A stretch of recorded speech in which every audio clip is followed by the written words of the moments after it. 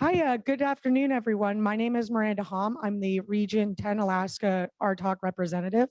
I'm happy to introduce to you Jenny and Lydia. Jenny Williams is a master Cornhusk weaver sharing the history while teaching about the process. Her granddaughter Lydia has taken her lead and also presents alongside her. Welcome, ladies, and we're excited to have you today. Thank you. Thank you. I know it's been a long day because when you go to workshops, conferences, you always have long days, and this is the end of it, I think. So we'll try to make it interesting and short. I have been weaving corn husks for over 30 years, 30 plus years.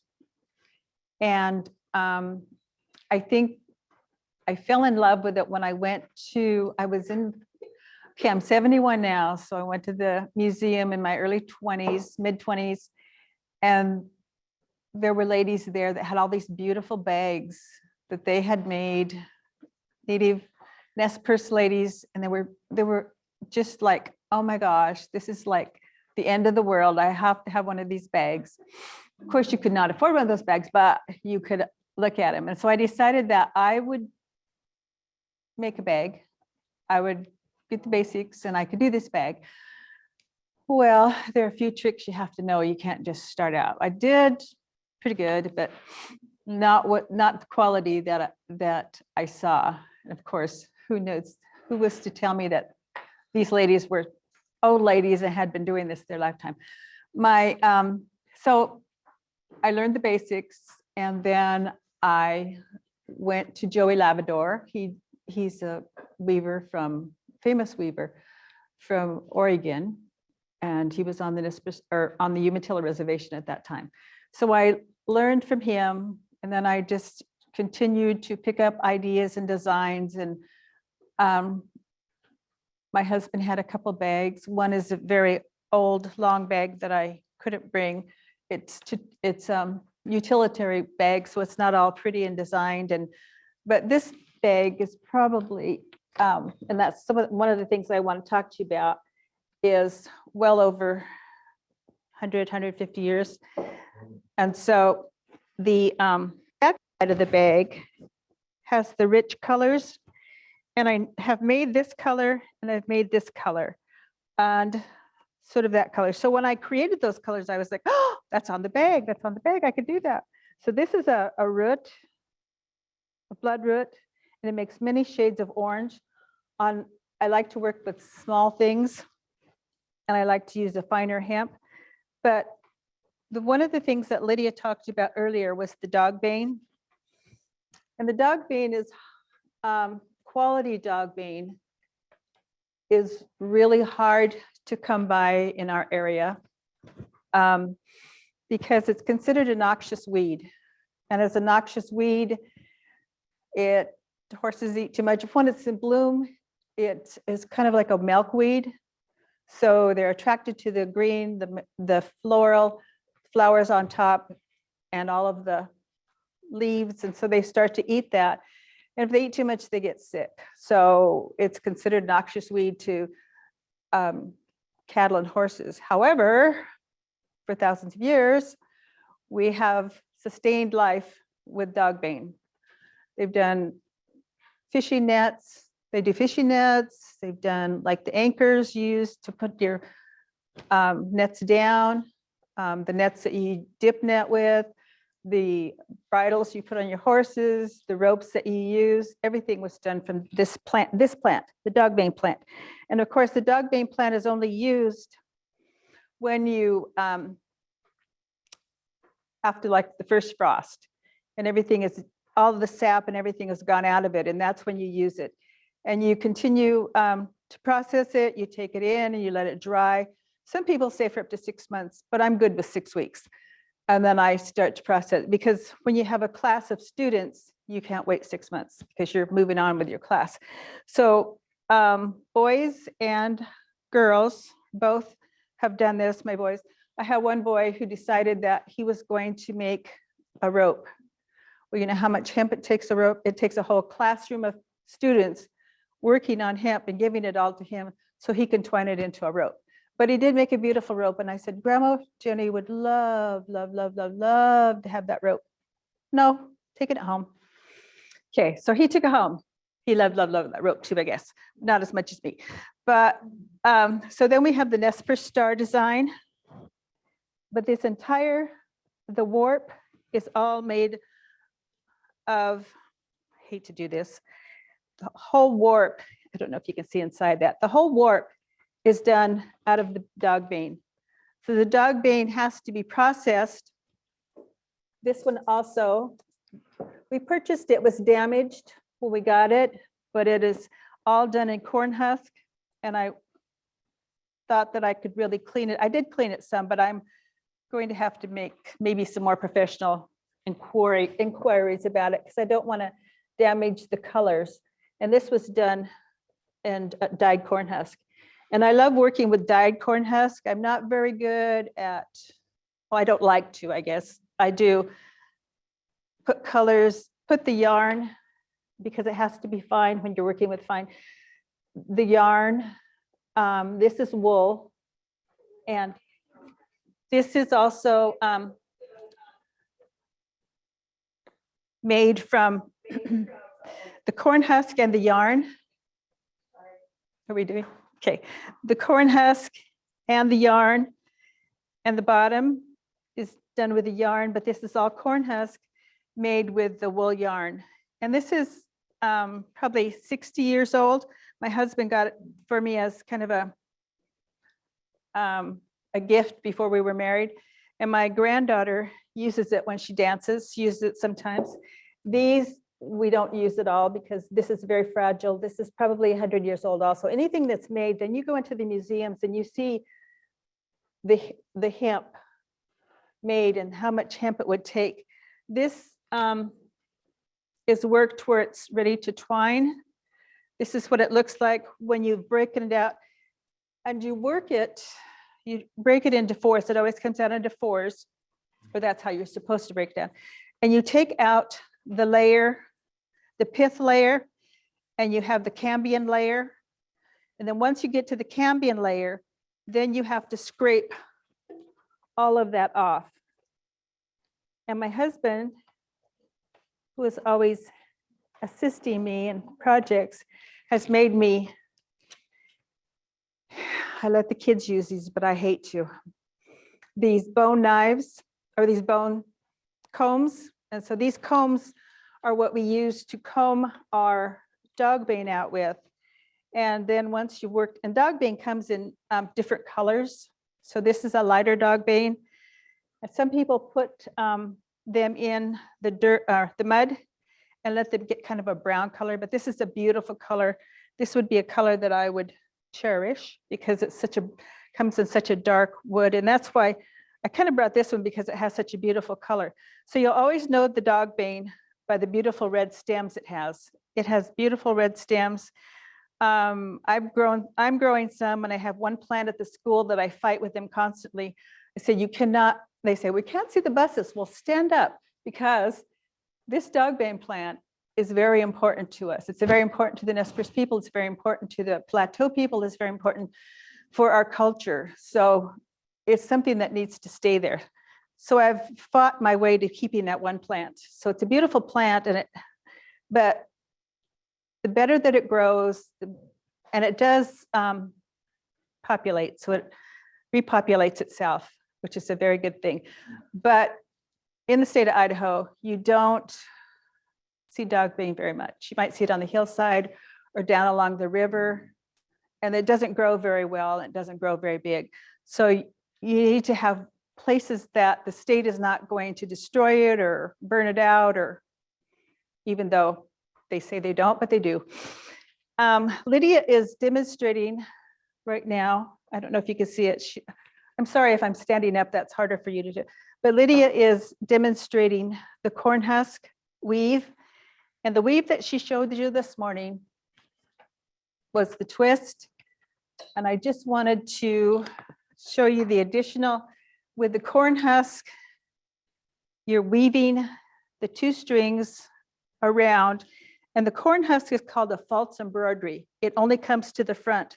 The only time that you'll see the Cornhusk in the back is when you have to add on a new piece of Cornhusk. So it's called a false embroidery. So it all goes to the front, just as I showed you in this bag. That is all hemp. Hemp and corn husk. You don't see, only time you see the yarn is when they've had to change colors or move it. So that is why it's called a false embroidery. To make one of these bags, this one you might be able to see the yarn a little better, but the same thing, the corn husk is still just when they change colors. So it all stays to the front. So what Lydia's doing right now is keeping, so it's twining to the front, as in this picture, it twines to the front. But I had to explain to you about dog veins, that you know where, when you go to a museum and you look at bags, you know what this is and where it comes from. To make a bag like that, you'd probably have to have a ball of hemp like this. I mean, that would be, those are huge to small. My husband's aunt is Rose Frank. She was a famous weaver. She made him this probably 60, 70 years ago. And he used to use it, but he didn't take care of it. So I cleaned it up and now it's part of my collection. So he didn't earn the right to keep it. So yeah, so it's mine now. And this is the color. This is Ritz dye that I colored it.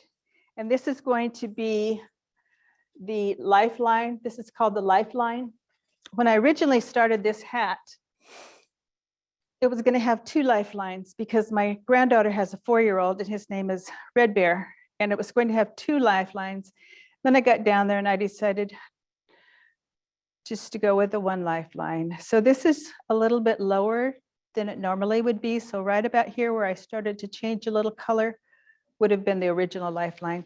And I'm going to have Lydia try that on to show you. But with this one, our lifeline is going to be this color. So the pattern that we're going to do a quail pattern, and the quail pattern will be this color. So throughout the bag will be this color.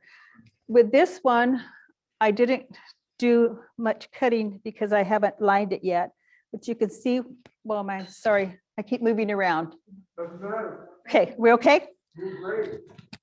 So in here, I have not cut any of it because I'm going to line it anyway. So, but that's where I would end a string and add a string. So if you wanna, can I put that on you? Okay. So it has to be lined yet because her head is a little smaller than mine. I was afraid she was gonna say big. Her head is smaller than mine. You want to? So that will be Lydia's hat. This is also Lydia's hat, and this was made by Thomas Morning Owl. And but it's done in yarn, and I'm not passionate about yarn. But she was young, and I wanted to get her a hat right away, and so the one that we're going to finish here will be her second corn husk hat that she'll be given. Most of the things, I don't have a lot to show you to display because I'm usually like 20 orders behind. So anything that I made. I love working with small projects. I love working with, this is bloodroot and this is a berry.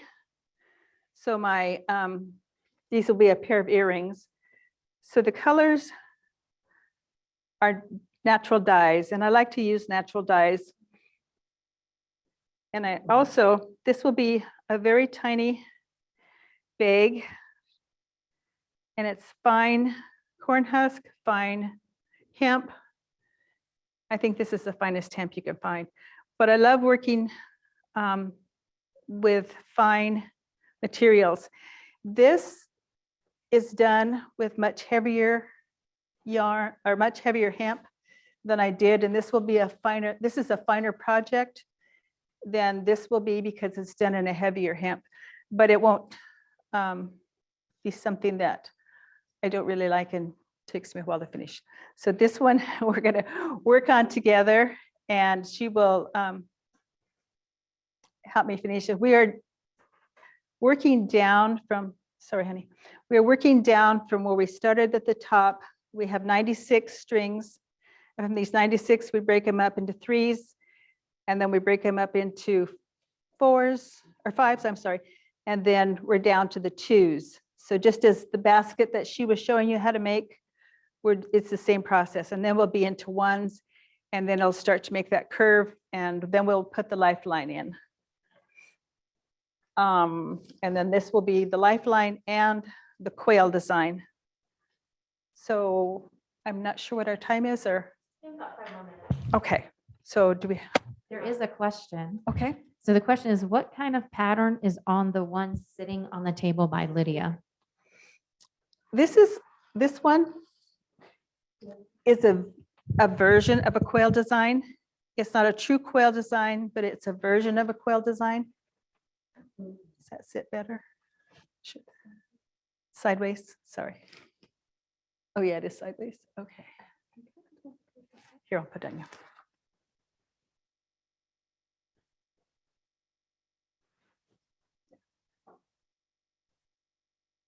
So that's not a true quail design, but it is sort of a version of a quail design. So we just, we can waterproof them.